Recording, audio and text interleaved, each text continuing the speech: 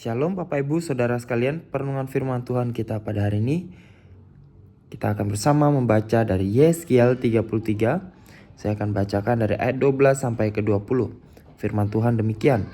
Dan engkau anak manusia, katakanlah kepada teman-temanmu sebangsa, kebenaran orang benar tidak menyelamatkan dia pada waktu ia jatuh dalam pelanggaran, dan kejahatan orang jahat tidak menyebabkan dia tersandung pada waktu ia bertobat dari kejahatannya.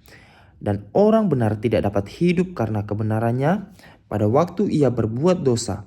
Kalau aku berfirman kepada orang benar, engkau pasti hidup. Tetapi ia mengandalkan kebenaran dan ia berbuat curang. Segala perbuatan-perbuatannya, kebenarannya tidak akan diperhitungkan, dan ia harus mati dalam kecurangan yang diperbuatnya. Kalau aku berfirman kepada orang jahat, engkau pasti mati, tetapi ia bertobat dari dosanya serta melakukan keadilan dan kebenaran, orang jahat itu mengembalikan gadaian orang, ia membayar ganti rampasannya, menuruti peraturan-peraturan yang memberi hidup, sehingga tidak berbuat curang lagi. Ia pasti hidup, ia tidak akan mati. Semua dosa yang diperbuatnya tidak akan diingat-ingat lagi. Ia sudah melakukan keadilan dan kebenaran, maka ia pasti hidup. Tetapi teman-temanmu sebangsa berkata, tindakan Tuhan tidak tepat. Padahal tindakan mereka yang tidak tepat. Jikalau orang benar berbalik dari kebenarannya dan melakukan kecurangan, ia harus mati karena itu. Sebaliknya, kalau orang fasik bertobat dari kefasikannya dan ia melakukan keadilan dan kebenaran, ia pasti hidup karena itu.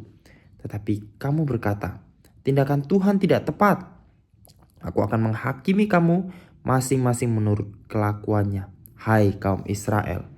Bapak Ibu Saudara, perenungan firman Tuhan kita pada hari ini adalah bertema dosa dan penghakiman.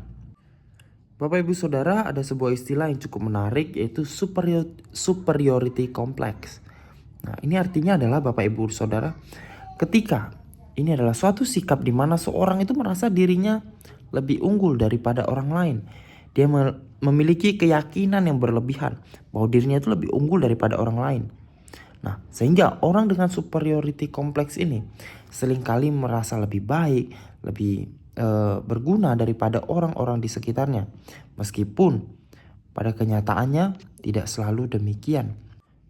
Nah, Bapak Ibu Saudara, kalau kita perhatikan juga sikap semacam ini itu sangat mungkin untuk menjangkit orang-orang dalam kehidupan kerohaniannya.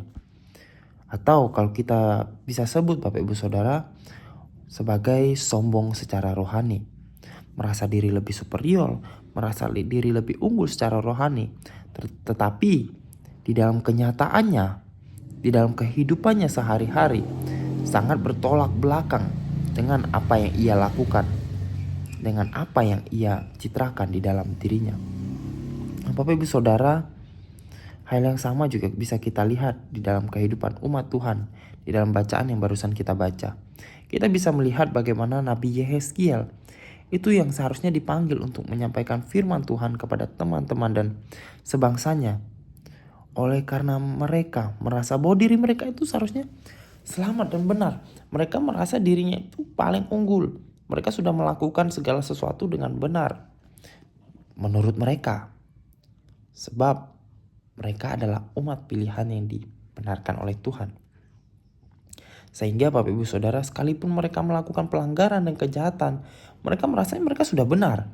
Dan mereka merasa seharusnya mereka itu dilindungi dan tidak mengalami musibah, apalagi yang namanya pembuangan.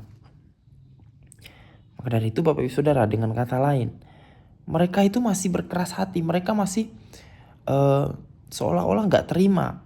Mereka menuduh bahwa Tuhan itu gak melakukan tugasnya dengan baik. Mereka merasa Tuhan itu bertindak secara tidak tepat. Mereka merasa bahwa Tuhan melakukan itu gak tepat. Dengan apa? Dengan mendisiplinkan mereka oleh karena dosa dan pelanggaran mereka. Maka dari itu, pada bagian ini kalau kita lihat, di sini Tuhan seolah sedang mengkonfrontasi sikap mereka. Bahwa bukan tindakan Tuhan yang tidak tepat, tetapi justru cara berpikir dan tindakan mereka itu yang tidak tepat. Tindakan mereka itu bukanlah tindakan yang tepat. Jangan mereka berpikir karena mereka adalah umat pilihan, maka mereka boleh hidup sesuka hati. Mereka boleh melakukan apa saja yang mereka inginkan. Mereka boleh melakukan dosa apa saja dalam kehidupan Tuhan. Tetapi yang harus terjadi adalah karena bagi Tuhan, justru ketika orang yang dikatakan berdosa itu mau bertobat dari kejahatannya, mau melakukan keadilan dan kebenaran, maka di situ Tuhan tidak akan mengingat-ingat lagi dosanya dan mereka akan hidup.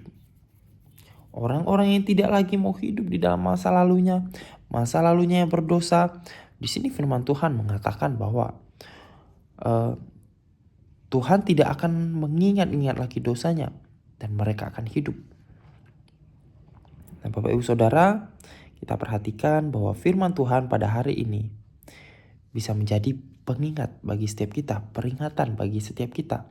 Setiap kita orang-orang yang mungkin mengaku kita sudah percaya kepada Tuhan, kita yang sudah mengaku sudah percaya kepada Tuhan dan menerima anugerah keselamatan, agar supaya setiap kita tidak bermain-main dengan anugerah yang sudah diberikan Tuhan kepada setiap kita. Jangan sampai kita berpikir karena kita sudah diselamatkan, karena kita sudah diberikan anugerah, karena kita sudah percaya Tuhan, kita pasti diselamatkan. Lalu kita bebas hidup di dalam dosa. Kita bebas melakukan apa saja. Kita bebas mau melakukan dosa apa saja. Jangan sampai kita memiliki pemikiran yang demikian. Firman Tuhan hari ini mengingatkan kepada setiap kita. Jika di antara kita masih ada yang suka hidup di dalam dosa dan merasa baik-baik saja, maka firman Tuhan di sini mengingatkan, jangan-jangan kita belum sungguh-sungguh di dalam Tuhan dan belum selamat. Maka dari itu Bapak Ibu Saudara, perlu kita ingat bahwa untuk setiap dosa kita akan ada penghakiman yang daripada Tuhan. Karena itu Bapak Ibu Saudara, janganlah kita menunggu-nunggu sampai kita dihakimi, baru kita menyalahkan Tuhan atas apa yang akan terjadi. Kiranya Tuhan menolong setiap kita. Mari bersama kita berdoa. Bapa dalam surga, kami bersyukur untuk firman Tuhan yang bersama kami renungkan pada hari ini ya Tuhan.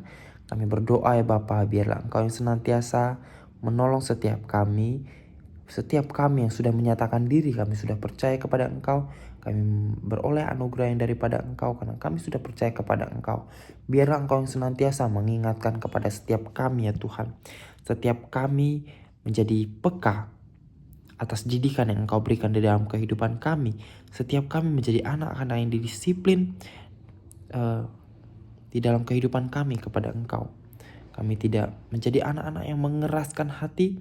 Kami tidak menjadi anak-anak Tuhan yang menyalahkan Tuhan. Biarlah setiap kami dapat hidup seturut dengan apa yang Tuhan inginkan dalam kehidupan kami. Terima kasih ya Tuhan. Di dalam nama Tuhan Yesus kami berdoa dan mengucap syukur. Amin. Bapak Ibu Saudara, kita juga berdoa untuk saudara kita Alfian Krisnadi yang pada hari ini berulang tahun. Mari bersama kita berdoa.